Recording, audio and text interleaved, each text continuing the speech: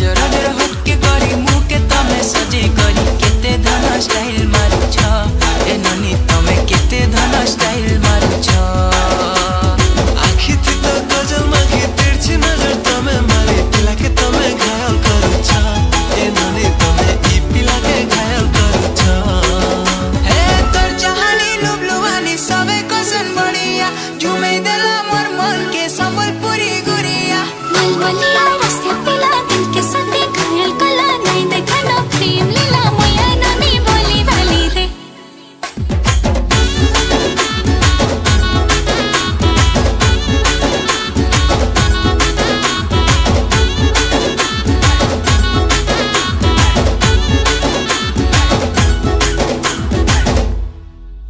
दिन को थरे तते नाय देखले मन नाई भरे तोर ब्यूटीनेस मते मारी देला रे मुई झुरी मली तोर